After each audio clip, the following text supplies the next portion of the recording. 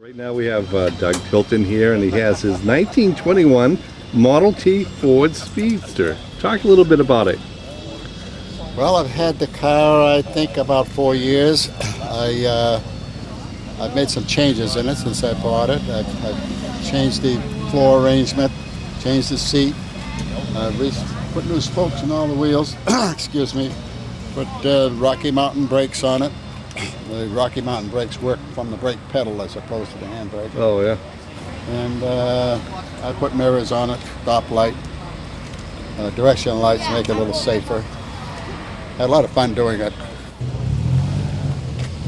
You're talking about the brakes. See, there's no front wheel brakes on this car at all. And the original brake on this worked from the brake pedal, which is here, and that stopped the transmission, the rear main shaft of the transmission. That locked it up, and that was to lock your rear wheels from turning. Okay. And I was advised when I bought it to put what they call Rocky Mountain brakes, which are larger brake system, and it operates on the rear wheels but from the pedal here.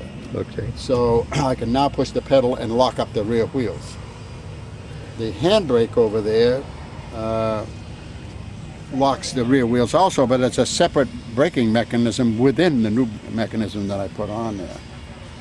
And with this car, you have to have, to start this car, you have to have that brake on.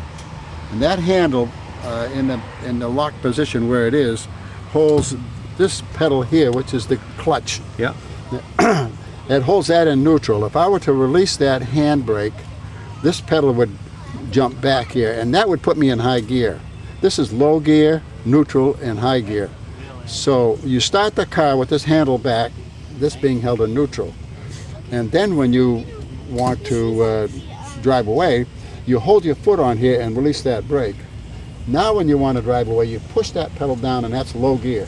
The car gets rolling, you take your foot off this pedal, and you're in high gear automatically. Throttle is up here on the steering wheel. Okay. Now if you want to back the car up, you have to hold this in neutral where it is now with your foot and press on this pedal, and this is reverse. This will make the car back up. Beautiful, beautiful. But you've got to remember, this is the throttle is up here, and you've got to re-educate yourself, you know, when you're driving a regular automobile. You take your foot off the gas to put on the brake. Well, you got to remember to let this off, put the pedal, this pedal halfway down into neutral, and put the brake on. So you got to keep your head screwed on. Now, is this considered the windshield? That's a monocle windshield. That's for this model Speedster. Oh, right. I would prefer a full windshield, but it's a little different. Yeah, yeah.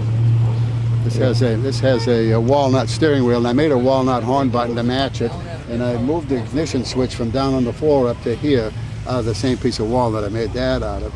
So I have my ignition here and my choke. Instead of reaching way down here, I have the choke there. And I noticed your the spokes are all wooden. Those are all new oak spokes. I replaced all those spokes. This car has a little Salem history, by the way. Oh, does it? Yes, this seat came out of a shed at a farm located where the Fisk school is. It used to be the Charles Kimball farm. Oh, yes. That would be Marilyn Campbell's grandfather's farm. Oh, son of a gun. And before they built the Fisk school, the town bought that farm, and the Salem natives were cannibalizing the place, taking parts out of the house and so forth, until it got dangerous, and then they stopped that. But in the process, I found this wagon seat out in a shed. This was back in the early 50s, I'm thinking now. And I put that upstairs in my barn for probably almost 15 years, I guess. And then I built a new house in 1977, and I kept that seat, put it upstairs in the garage of that house. That was 30 years ago.